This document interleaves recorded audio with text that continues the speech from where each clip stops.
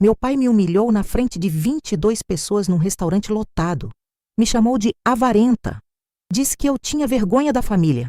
Mas o que aconteceu 6 meses depois, quando ele me implorou por ajuda na UTI, calou ele para sempre. Eu sei que parece forte demais para ser verdade, mas juro por tudo que é sagrado que cada palavra dessa história aconteceu exatamente como vou contar. E se você já passou pela dor de ser humilhada por quem deveria te proteger, de ser julgada por quem nunca te conheceu de verdade, essa história é para você.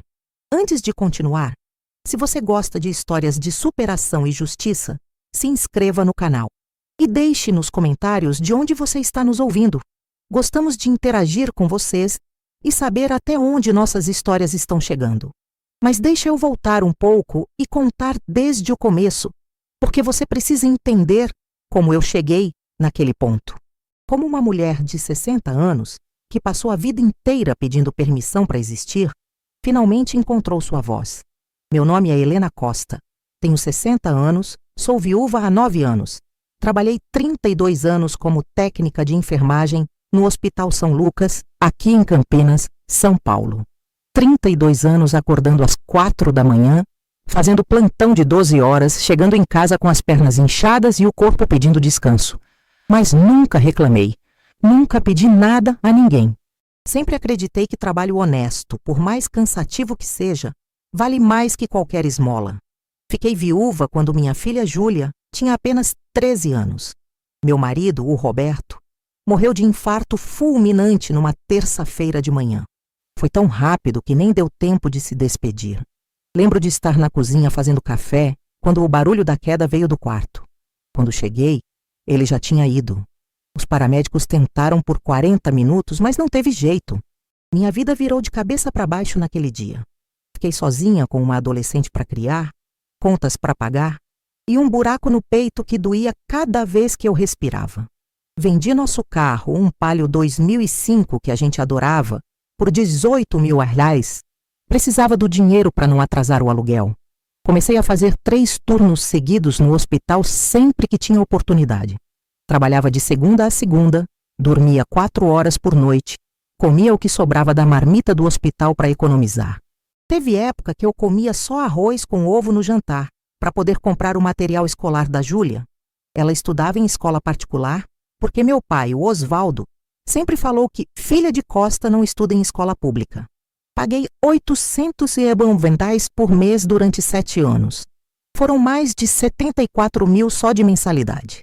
Quando ela se formou no ensino médio, dei uma festa pequena com o dinheiro que eu tinha juntado centavo por centavo. Gastei 3.500 reais naquela festa e valeu cada centavo vendo minha filha feliz. Mas tem uma coisa que eu preciso contar para vocês entenderem minha história.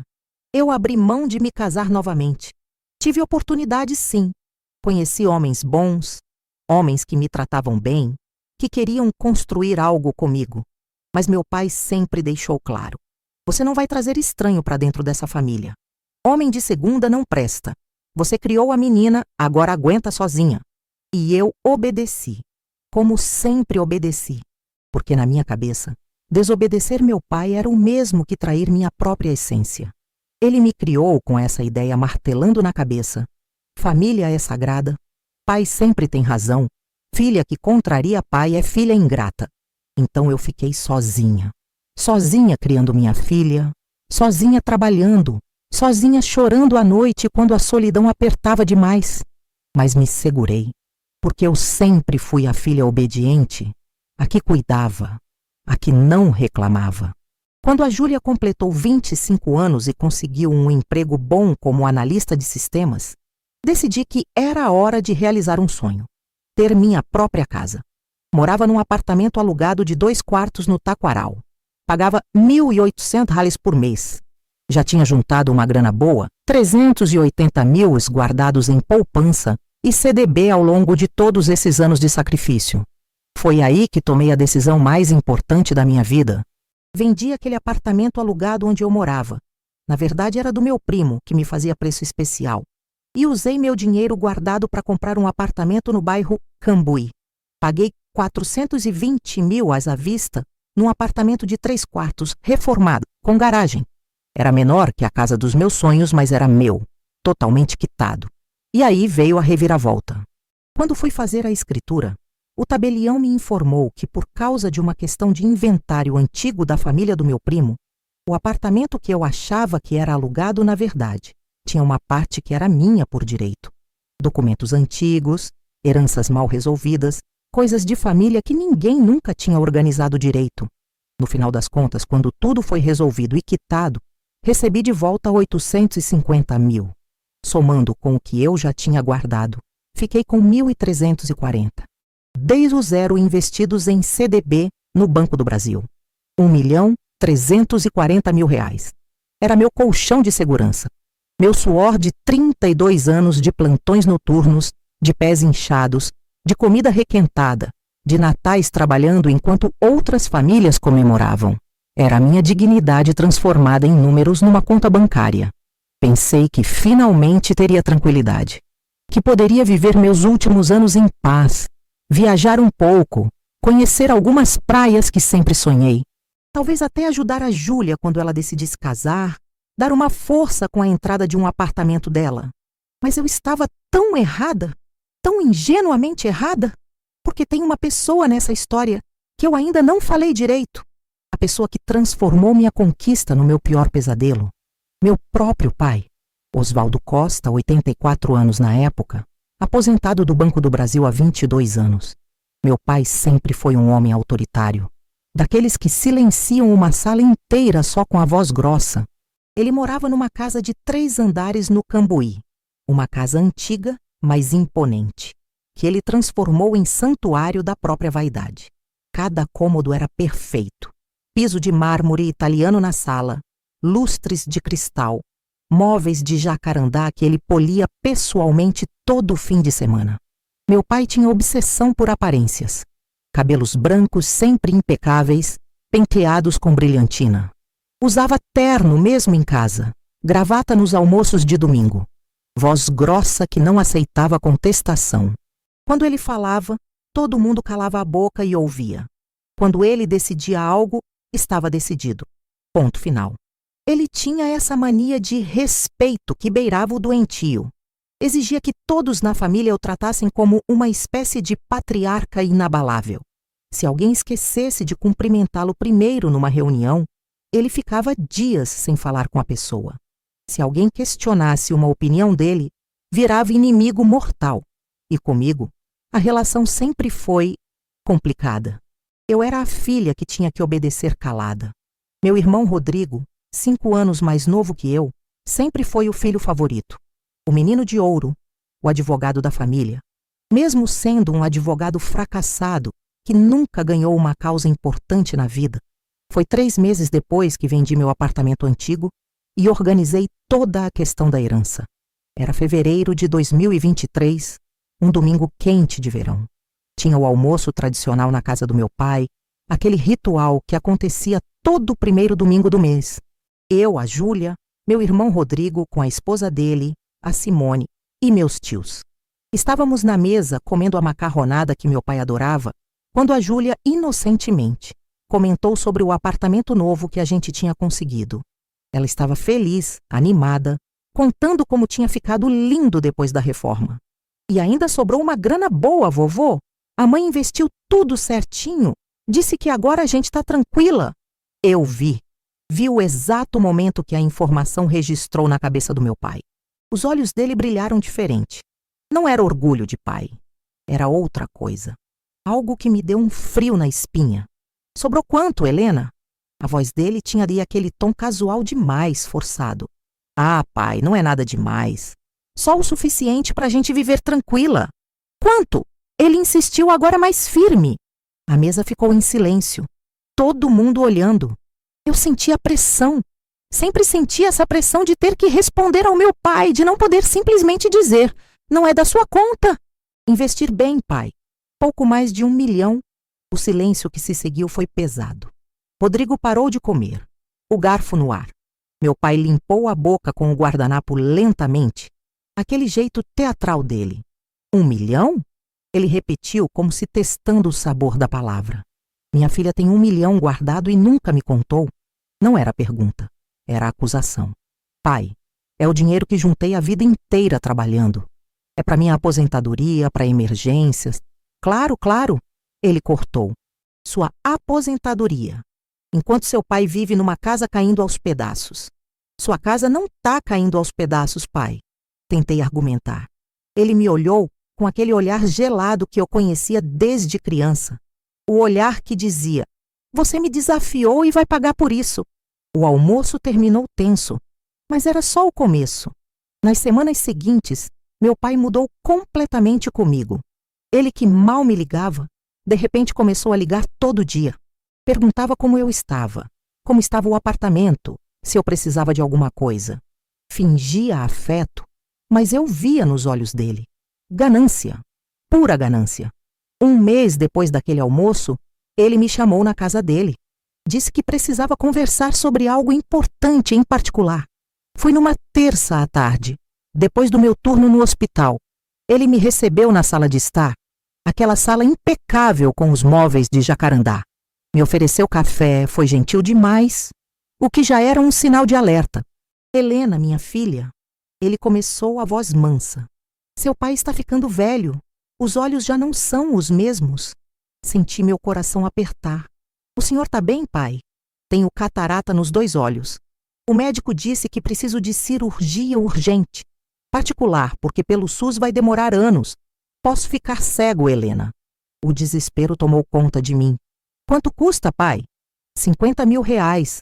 As 2 cirurgias, o pós-operatório, tudo. 50 mil? Era muito dinheiro, mas era meu pai. Era a visão dele. Eu pago, pai. Pode marcar a cirurgia. Ele suspirou aliviado, me abraçou, coisa que não fazia há anos, e disse: sabia que podia contar com você, minha filha. Transferi os 50 mil no dia seguinte. Fui até a agência do banco, autorizei a transferência e saí de lá com um misto de preocupação e alívio. Preocupação com a saúde dele, alívio por poder ajudar. 2 semanas depois, fui visitar meu pai. Quando entrei na casa, quase caí para trás. A sala de estar tinha sido reformada. Tinha uma adega climatizada nova, com luzes de LED azuladas, cheia de garrafas de vinho caríssimas. Devia ter custado uns 35 mil, fácil. Pai, e a cirurgia? Ah, a cirurgia. Ele nem olhou para mim, ajeitando as garrafas na adega nova. Marquei para o mês que vem. O médico disse que não era tão urgente assim. Senti uma raiva subindo. O senhor me disse que era urgente, que podia ficar cego. E posso, mas dá para esperar mais um pouco. Aproveita e vê que linda ficou minha adega. Sempre quis uma dessas. Fiquei muda, literalmente sem palavras. Meu pai tinha mentido. Tinha inventado urgência para tirar dinheiro de mim e gastar com futilidade. Mas eu engoli. Engoli a raiva, a decepção. Porque confrontar meu pai nunca foi uma opção na minha vida. Voltei para casa em silêncio, com um gosto amargo na boca. Achei que era um caso isolado, uma fraqueza dele, que não ia se repetir, como eu estava errada. Curtam o vídeo se estão gostando até aqui. 6 semanas depois, meu irmão Rodrigo apareceu na minha casa. Era um sábado à tarde. Eu estava descansando depois de uma semana puxada de plantões. Ele tocou a campainha insistentemente, parecia desesperado. Abri a porta e ele entrou sem nem me cumprimentar direito. Helena, eu tô ferrado, muito ferrado. Rodrigo sempre foi o tipo de pessoa que arruma problema. Advogado medíocre, ganhava mal, mas vivia acima das possibilidades. Carro do ano, roupas de marca, restaurantes caros. E para sustentar esse padrão, fazia cada besteira. O que foi agora, Rodrigo? Investi num negócio que deu errado. Fiz uns empréstimos, usei uns cartões. Helena, eu tô devendo 165 mil. Vão tomar minha casa. A Simone tá desesperada falando em separação. 165 mil reais. Em dívidas. Por causa de investimentos ruins. E como eu descobri depois, jogo online. Rodrigo, eu não posso. Helena, pelo amor de Deus. Ele caiu de joelhos na minha sala. Literalmente de joelhos. Eu sou seu irmão. Você tem dinheiro guardado. Não vai me deixar perder tudo? Antes que eu pudesse responder, meu celular tocou. Era meu pai. Helena, seu irmão tá aí com você? Tá, pai. Então você já sabe da situação dele. Helena, família se ajuda. Você não pode deixar seu irmão perder a casa. Depois de tudo o que eu fiz por você, você não pode fazer isso. A pressão, a culpa, a manipulação. Era tudo tão óbvio, mas mesmo assim funcionava. Funcionava porque eu tinha 60 anos de condicionamento. 60 anos ouvindo que filha boa obedece, que família é sagrada, que negar ajuda é ser egoísta. Chorei naquela noite. Chorei muito, mas no dia seguinte transferi 85 mil reais para a conta do Rodrigo. Disse que era o máximo que eu podia sem comprometer minha segurança. Ele me abraçou, agradeceu chorando, prometeu que ia devolver assim que se recuperasse. Um mês depois, eu vi ele chegando na casa do meu pai num Honda Civic 2019 seminovo, comprado à vista. Liguei para ele. Rodrigo, cadê o dinheiro das dívidas? Paguei as dívidas mais urgentes, Helena. Umas eu renegociei. E precisava de um carro para trabalhar, né? O outro estava muito velho. Desliguei na cara dele. Tremi de raiva. 85 mil reais que eu dei para ele pagar dívida e ele comprou carro. E o pior, meu pai sabia. Tinha que saber, mas não disse nada. Decidi que não ia mais dar dinheiro. Nunca mais. Não importava o que pedissem, não importava a desculpa. Eu tinha dado 135 mil PRI em menos de 3 meses e tinha sido enganada nas 2 vezes. Mas quando você diz não para quem sempre disse sim, vem o castigo. 3 semanas depois que neguei dar mais dinheiro, meu pai ligou. Disse que ia reformar a casa inteira, que os canos estavam velhos, a fiação precisava ser trocada, o telhado tinha goteiras. Vou gastar uns 280 mil reais na reforma completa. Tá tudo muito velho, Helena. Preciso fazer logo antes que piore. 280 mil reais. Pai, o senhor tem aposentadoria boa do banco. Tem dinheiro guardado. Tenho nada. Minha aposentadoria mal dá pras contas. E você sabe que eu sempre gastei tudo com essa família. Com você, com seu irmão. Agora que preciso, minha própria filha me nega? Não tô negando, pai. Tô dizendo que não tenho como arcar com uma reforma desse tamanho. Já ajudei com as 135 mil reais nesses últimos meses. Silêncio. Depois ele falou com aquela voz gelada. Entendi. Você se tornou uma pessoa diferente com esse dinheiro, Helena. Antes você era generosa, humilde. Agora ficou soberba. E desligou na minha cara. No dia seguinte, comecei a receber mensagens dos meus primos. Tia Marisa, tio João, prima Beatriz. Todos dizendo que estavam preocupados comigo, que eu tinha mudado, que dinheiro tinha subido a cabeça. Meu pai tinha espalhado para a família inteira que eu era rica e tinha negado ajudar meu próprio pai doente com uma reforma urgente. As pessoas pararam de me convidar para os churrascos de domingo. Quando eu chegava em algum lugar, as conversas paravam. Olhares de lado, cochichos, julgas. Fiquei isolada, sozinha. Com meu dinheiro, sim, mas sozinha. E o pior ainda estava por vir. Foi em julho de 2023. Meu pai ia fazer 84 anos. Ele decidiu comemorar com um almoço no restaurante Vila Verde, um lugar chique no centro de Campinas, com aquela decoração clássica, piano ao vivo, garçons de colete. Meu irmão Rodrigo me ligou no começo da semana. Helena, o pai quer que você vá no aniversário dele. É importante. Ele quer fazer as pazes. Meu coração deu um pulo. Fazer as pazes, eu queria tanto isso. Queria que meu pai me olhasse com orgulho de novo, que me aceitasse, que parasse com aquela guerra fria. Eu vou. Que horas? Sábado, meio-dia. Vai ter uns 20 convidados. Família, alguns amigos do banco.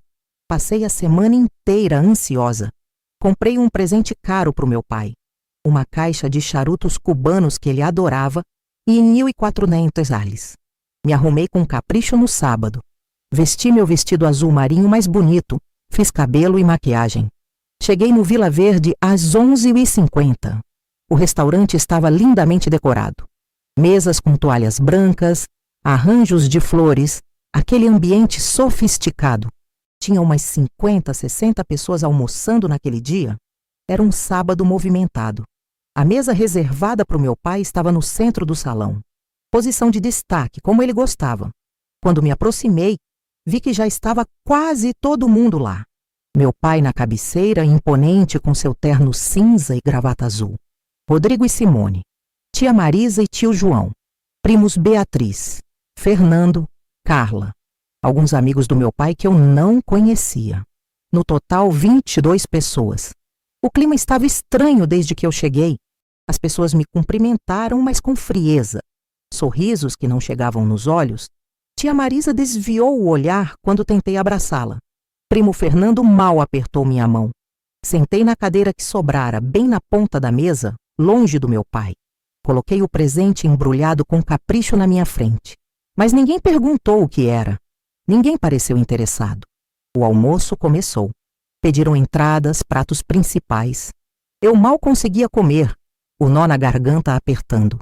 As conversas aconteciam ao meu redor, mas ninguém me incluía. Era como se eu fosse invisível. Meu pai bebia vinho tinto, taça após taça.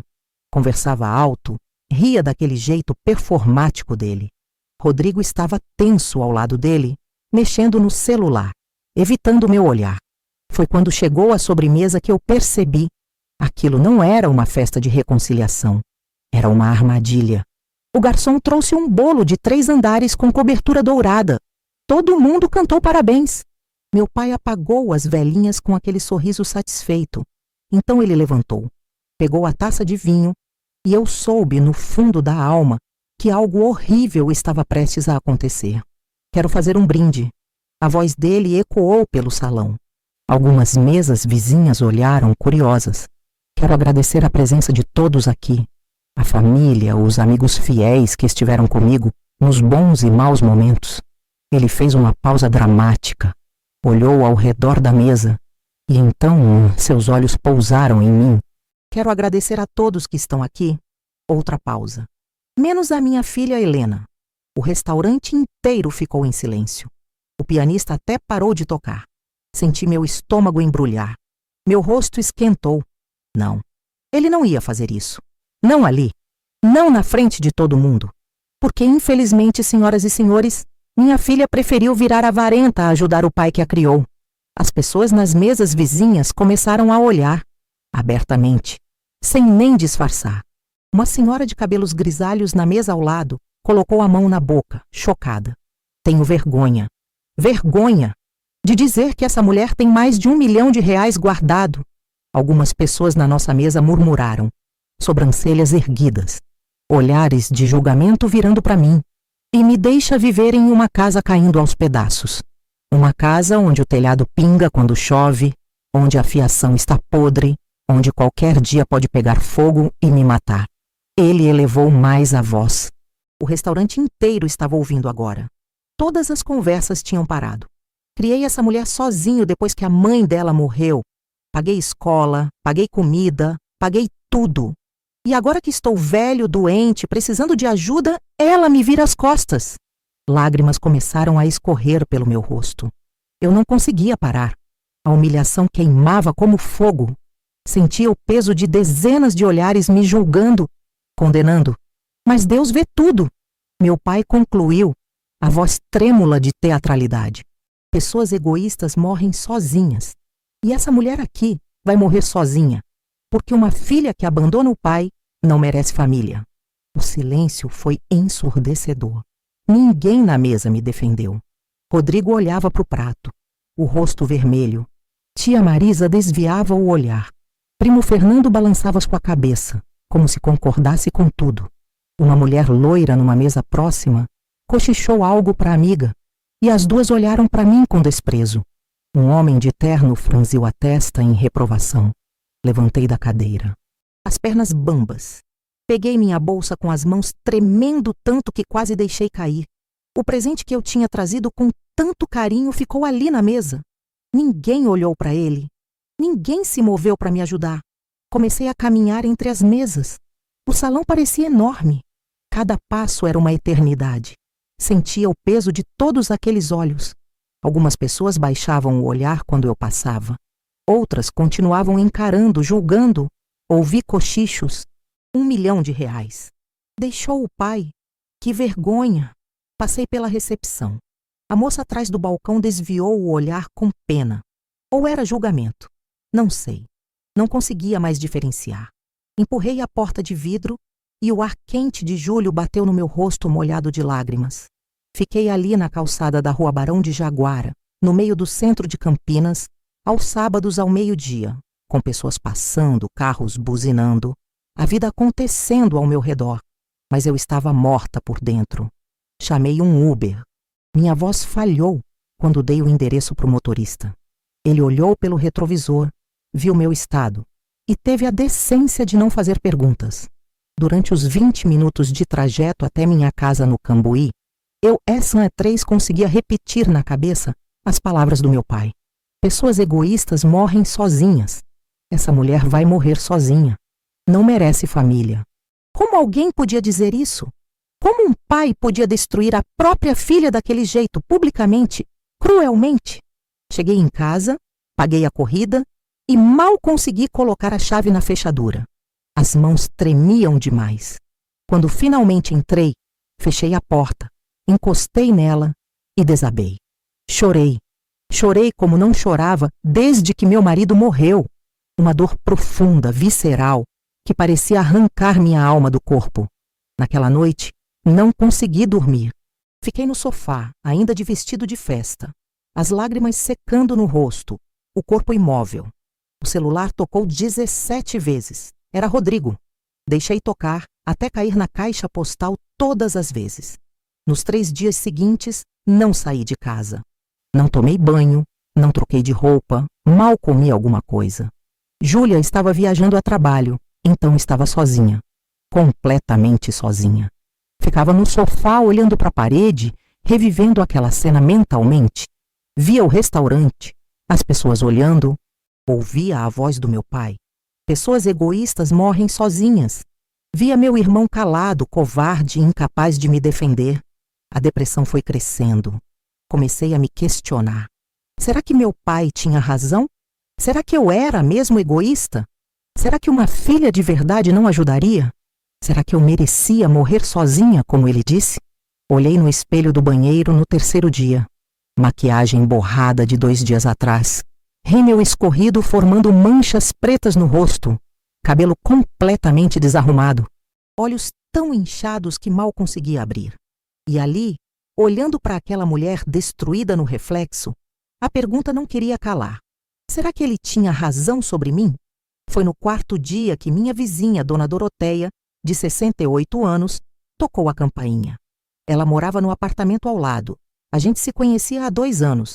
Uma senhora pequena, mas com uma energia incrível, sempre com um sorriso no rosto.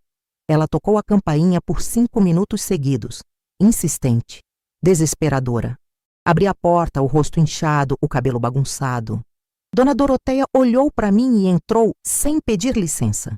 Literalmente, empurrou a porta e entrou. Vou fazer um chá. A gente precisa conversar. Sentei na cadeira da cozinha enquanto ela mexia nos meus armários como se estivesse na casa dela. Colocou água para ferver, achou o chá de camomila, preparou 2 xícaras, sentou na minha frente e empurrou a xícara quente nas minhas mãos. Conta. E eu contei. Contei tudo. Cada detalhe da humilhação no restaurante. Cada palavra cruel do meu pai. Cada olhar de julgamento. Cada segundo daquela agonia. A xícara tremeu tanto na minha mão que o chá quase derramou. Quando terminei, ela ficou em silêncio por um longo minuto, apenas me olhando. Então segurou minha mão com uma firmeza surpreendente para uma senhora de 68 anos. Helena, você passou 60 anos pedindo permissão para existir. As palavras dela me atingiram como um soco. Esse homem te expulsou emocionalmente a vida toda. Te controlou, te manipulou, te fez acreditar que seu único valor estava em obedecer. E agora que você tem poder, poder real, financeiro, ele está desesperado, porque perdeu o controle. Mas ele é meu pai, Dona Doroteia. E daí? Ela cortou, a voz firme. Pai que humilha filha publicamente não é pai, é tirano. Helena, você tem algo que eles não sabem, né? Então está na hora de você parar de se sentir culpada e começar a se sentir dona da sua própria vida. Aquelas palavras ecoaram na minha cabeça.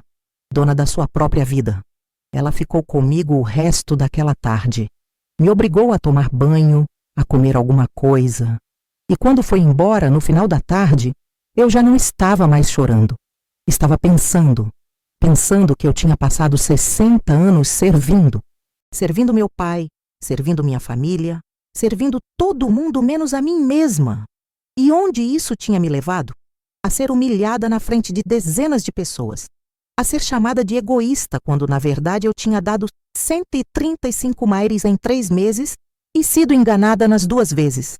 Naquela noite, liguei para o meu advogado, Dr. Paulo, que tinha cuidado da escritura do meu apartamento. Dr. Paulo, preciso blindar meu patrimônio. Quero que ninguém além de mim tenha acesso. Nenhum familiar, nada. Ele me orientou. Fizemos um testamento em vida, deixando tudo para Júlia caso algo acontecesse comigo. Criamos documentos que impediam qualquer familiar de questionar herança ou pedir pensão. Bloqueamos qualquer possibilidade legal deles chegarem perto do meu dinheiro. E então veio a ligação que mudou tudo. Era uma segunda-feira, 11 dias depois da humilhação. Eu estava começando a sair da depressão, começando a me reerguer, quando o telefone tocou. Dona Helena, aqui é o doutor Fernando do escritório de advocacia Mendes em Associados. Trabalhei com seu falecido marido Roberto em questões financeiras anos atrás. Fiquei confusa. Roberto tinha morrido há 9 anos. Que questões financeiras eram essas? Preciso conversar com a senhora pessoalmente sobre um inventário.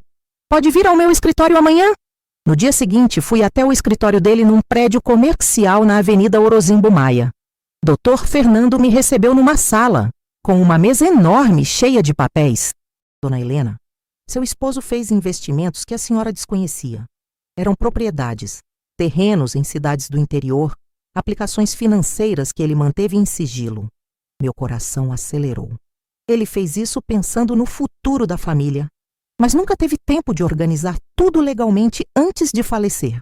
O processo de inventário foi extremamente lento, burocrático, levou anos, mas finalmente foi concluído há 3 semanas. Ele abriu uma pasta grossa. Eram escrituras, títulos de propriedade, extratos bancários, papéis que eu nem entendia direito. Tudo isso agora é seu, Dona Helena. Quanto? Minha voz saiu fraca. Dr. Fernando olhou nos meus olhos. O patrimônio total soma 2.890.000 reais. O mundo parou.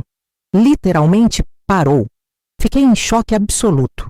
Quase 3 milhões de reais. Somando com os 1.340 mil que eu já tinha investido, menos os 135 uris.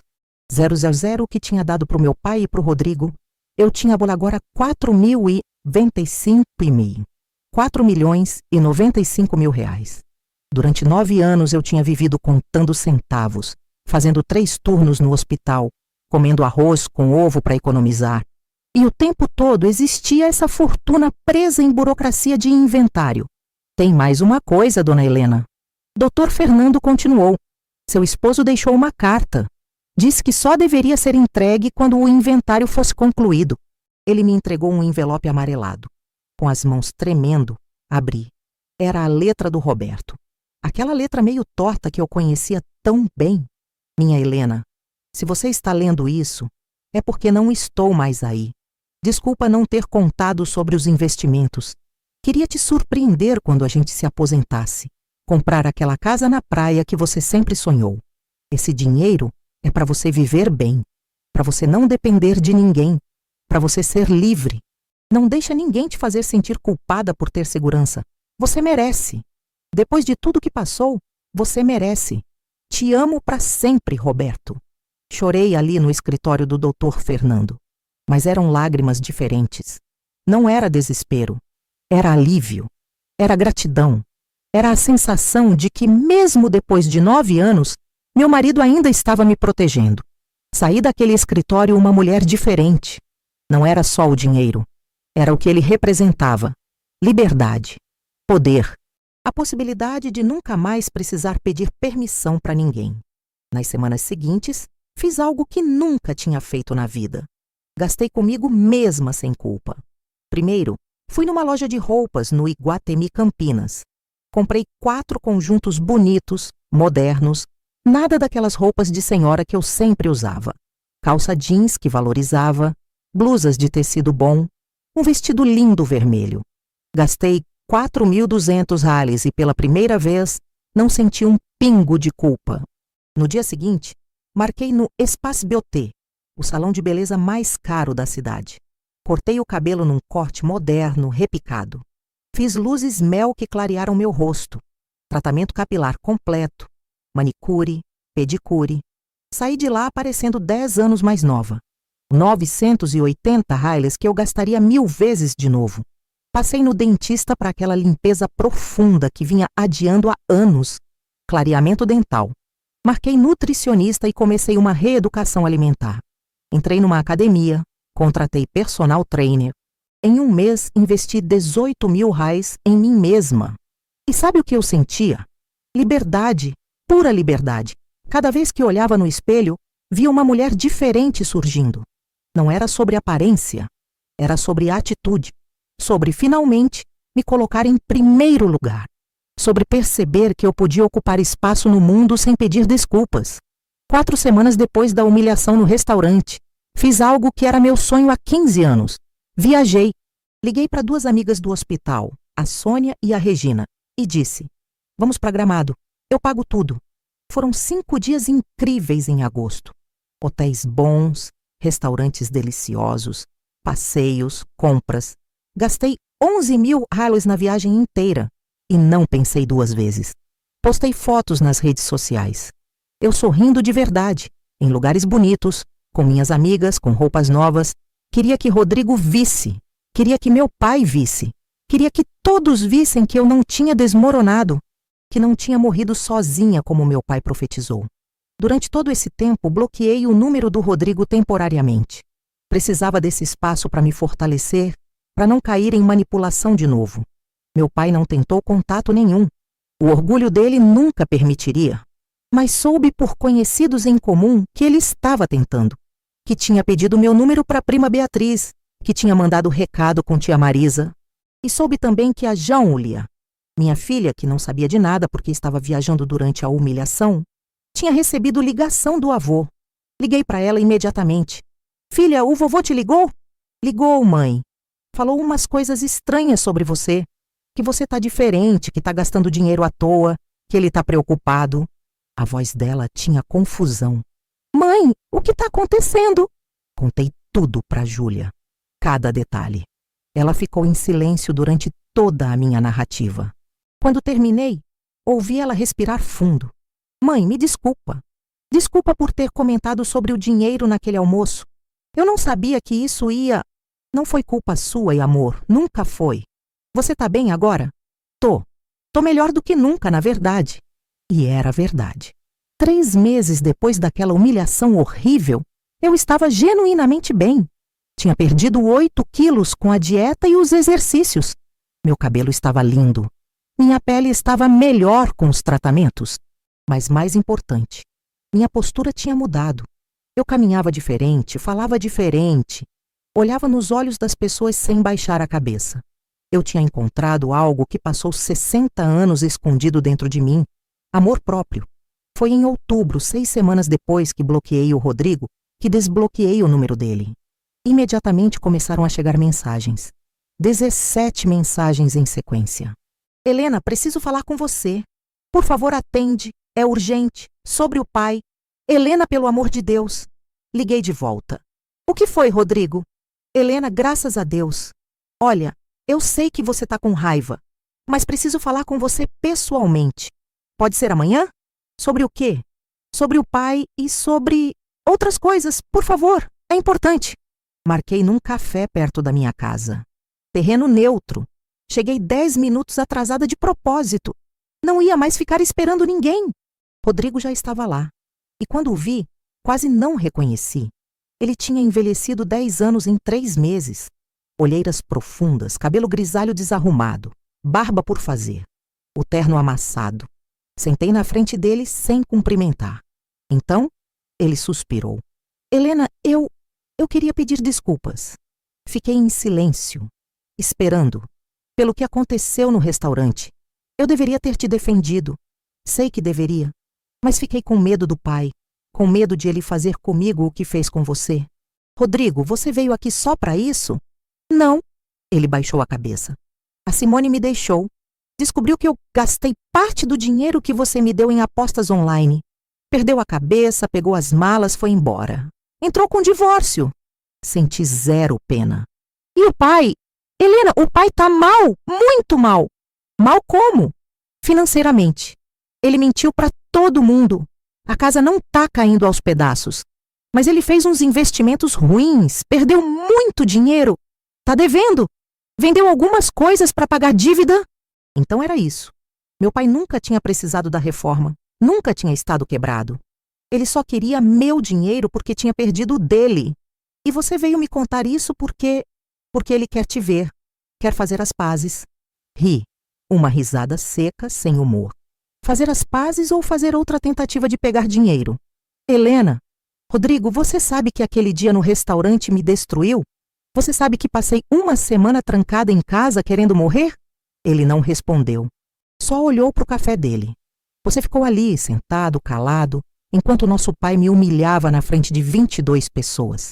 Enquanto ele dizia que eu ia morrer sozinha.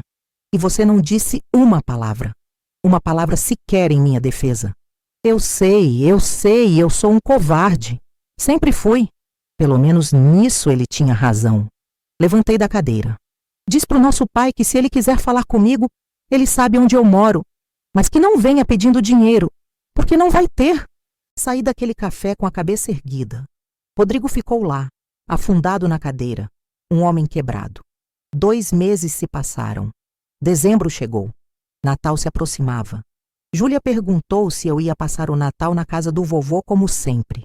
Não, esse ano nós vamos pra praia. Eu, você e suas amigas. Alugei uma casa em Maresias por 1 semana. Gastei 15 mil reais naquele Natal. E foi o melhor Natal da minha vida. Foi em janeiro de 2024, numa terça-feira de manhã, que o telefone tocou. Era Rodrigo. A voz desesperada. Helena, o pai teve um AVC.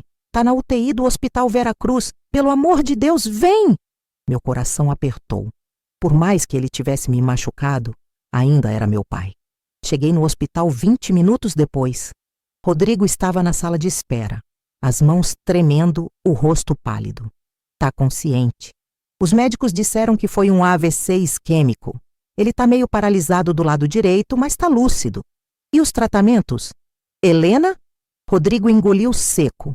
Os tratamentos particulares são caros, muito caros. Cirurgia, fisioterapia especializada, medicamentos importados, tudo junto dá uns 180 mil reais. E ali estava, o verdadeiro motivo da ligação desesperada. Você quer que eu pague? Helena, ele é nosso pai. Eu não tenho dinheiro. Vendi quase tudo para pagar minhas dívidas. A Simone levou metade no divórcio. Eu não tenho 180 mil reais. E o pai? Ele não tem nada guardado? Rodrigo desviou o olhar. Tem a casa. Mas não dá tempo de vender? Rodrigo, responde. Ele tem dinheiro guardado ou não? Silêncio. Rodrigo! Tem. Ele finalmente admitiu. Tem uns 400 mil em aplicações. 400 mil reais. Meu pai tinha 400 mil reais guardados, mas preferia usar o meu dinheiro. Então usa o dinheiro dele. Helena, ele não quer. Diz que aquele dinheiro é para deixar de herança, que não pode gastar. Mas o meu dinheiro ele pode gastar, né? O dinheiro que eu ralei 32 anos para conseguir? Por favor. Rodrigo estava chorando agora. Ele tá pedindo por você. Tá te chamando. Respirei fundo. Toda aquela raiva, toda aquela dor, toda aquela humilhação voltaram como uma onda. Mas dessa vez eu estava pronta. Leva eu até ele. Subimos para a UTI. O corredor tinha aquele cheiro típico de hospital que eu conhecia tão bem. Passamos pela recepção, o segurança nos liberou. O quarto dele era o 412, individual, particular. Alguém já tinha pagado pelo menos isso. Quando entrei, meu pai estava na cama, conectado a monitores. O lado direito do rosto estava levemente caído. O braço direito imóvel ao lado do corpo. Mas os olhos estavam alertas, conscientes. Ele me viu e tentou falar. A voz saiu arrastada, difícil. Helena? Rodrigo ficou na porta, nervoso. Aproximei da cama. Olhei para o meu pai, aquele homem que me controlou a vida inteira, que me humilhou publicamente, que me chamou de egoísta quando eu tinha dado 130 was. Exésiel sido enganada. Filho, ele chamou Rodrigo. Deixa eu e ela, sozinhos. Rodrigo olhou para mim inseguro. Eu acenei que tudo bem. Ele saiu, fechando a porta. Fiquei ali, de pé ao lado da cama, olhando para o homem que era meu pai. Helena, a voz dele fraca. Me perdoa. Perdoar o quê, pai? Por ter mentido sobre a cirurgia de catarata e gastado meu dinheiro numa adega. Por ter armado para que o Rodrigo me pedisse dinheiro para dívidas que ele gastou num carro. Por ter me humilhado num restaurante lotado. Cada palavra saía com uma força que eu nem sabia que tinha. Eu tava com raiva. Ele tentou se explicar. Raiva de você ter conseguido dinheiro. Raiva? O senhor tinha raiva porque eu consegui segurança financeira com meu próprio trabalho? Eu sempre controlei. Você... As palavras saíam devagar, mas sinceras. E de repente, você não precisava mais de mim. E ali estava a verdade, nua e crua. Meu pai não queria me ajudar. Queria me controlar.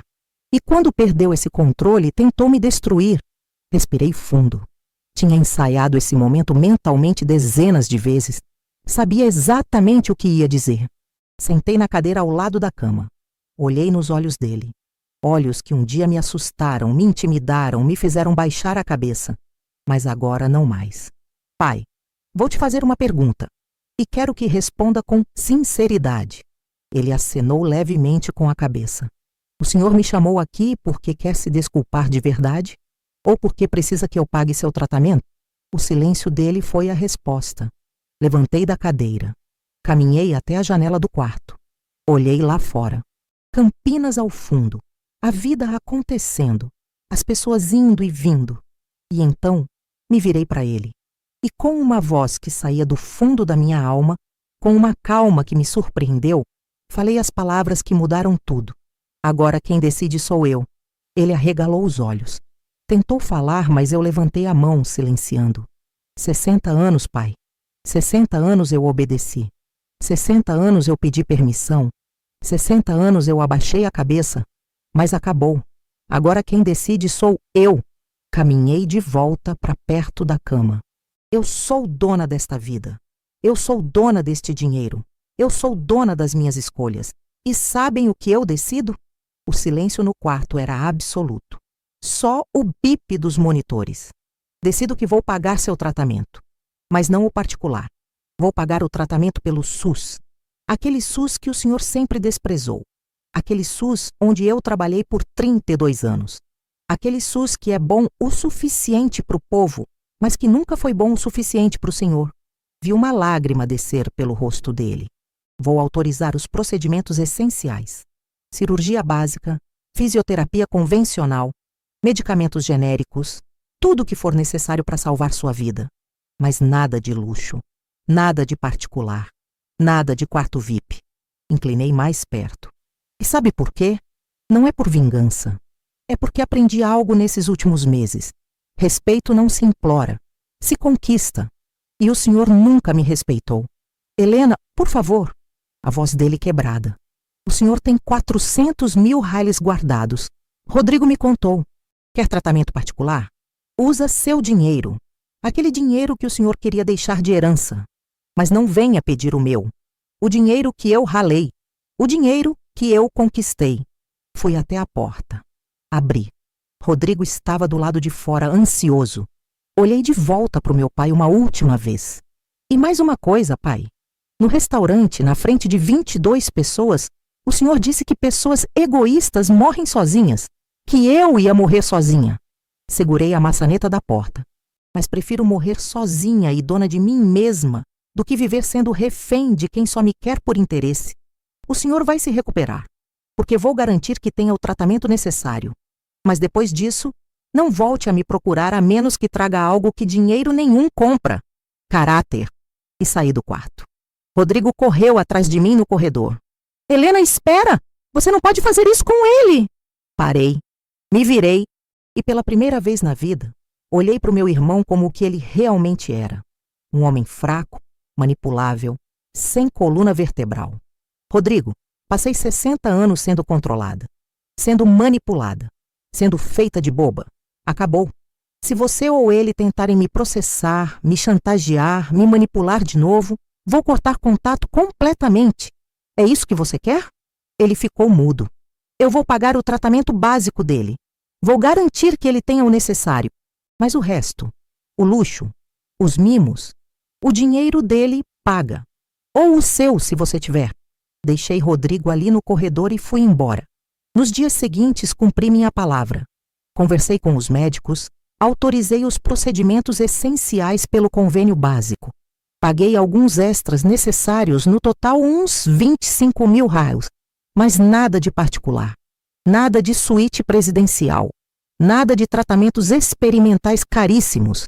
Meu pai sobreviveu. A fisioterapia demorou meses, mas ele recuperou boa parte dos movimentos. Não ficou como antes, obviamente. A idade e o AVC cobraram seu preço. O que ele não recuperou foi a soberba. Aquela arrogância que o definia, porque todo mundo ficou sabendo da verdade. Ficou sabendo que ele tinha 400 mil guardados, mas queria usar o dinheiro da filha. Ficou sabendo das mentiras, das manipulações. Tia Marisa me ligou 3 meses depois do AVC, pediu desculpas por ter me julgado. Disse que não sabia da verdade, que meu pai sempre foi um mentiroso muito convincente. Primo Fernando mandou mensagem. Prima Beatriz também. Alguns se desculparam. Outros simplesmente sumiram envergonhados. Rodrigo vendeu seguros porta a porta durante um tempo. Está refazendo a vida, mora num apartamento alugado pequeno. A gente mal se fala. Quando nos encontramos em velórios de parentes distantes, ele me cumprimenta com a cabeça e desvia o olhar. Meu pai foi morar numa casa de repouso. Não uma casa de luxo. Uma casa modesta, mas digna, custeada pela própria aposentadoria dele, que descobri depois sempre foi boa. Ele nunca passou necessidade. Nunca. E eu moro num apartamento lindo de 3 quartos na Avenida Norte-Sul, com vista para o Parque Portugal. Reformei completamente. Deixei exatamente do jeito que sempre sonhei. Gastei 85 mil reais na reforma e cada centavo valeu a pena.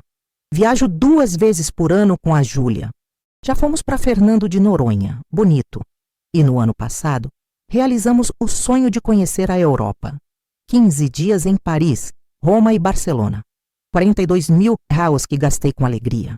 Financio os estudos de 3 crianças carentes numa escola comunitária perto da minha casa. São 2.800 reais por mês que eu pago com orgulho, sabendo que estou mudando vidas de verdade. Participo de um grupo de viúvas que se reúne todo sábado. A gente conversa, ri, faz passeios. Fiz amizades verdadeiras. Amizades baseadas em afeto real, não em interesse. E durmo em paz todas as noites. Paz de verdade. Aquela paz que vem de saber que você finalmente se colocou em primeiro lugar. Que você finalmente disse não. Que você finalmente se tornou dona da sua própria vida. Aprendi que dignidade não tem preço. Que respeito não é negociável. Que amor próprio não é egoísmo, é sobrevivência. Aprendi que ser filha não significa ser capacho. Que família nem sempre é quem tem o mesmo sangue. Às vezes é quem a gente escolhe. Dona Doroteia, minha vizinha, é mais família para mim do que meu pai algum dia foi. Aprendi que nunca é tarde para recomeçar, para estabelecer limites, para escolher a si mesma. Comecei aos 60 anos, mas comecei. E hoje, aos 62, sou mais feliz do que fui a vida inteira. E principalmente aprendi que as 4 palavras mais poderosas que uma mulher pode dizer são: agora quem decide sou eu. Porque quando você assume o controle da sua própria vida, quando você para de pedir permissão para existir, quando você olha no espelho e gosta da mulher que está olhando de volta, aí sim você é livre. Obrigada por ter ouvido minha história até o fim. Deixe nos comentários o que você faria nessa situação. Se você tivesse coragem de enfrentar seu pai daquele jeito, se você conseguiria estabelecer limites mesmo com a culpa pesando, e se você gostou, se inscreva no canal e ative o sininho para acompanhar mais histórias de superação. Histórias de pessoas reais que foram quebradas, mas que se reconstruíram mais fortes. Porque às vezes a vida nos derruba, nos humilha, nos faz questionar nosso próprio valor. Mas quando nos levantamos, quando nos reconstruímos com nossos próprios cacos, nos tornamos inquebráveis. E ninguém, nem pai, nem irmão, nem ninguém, pode tirar isso de você.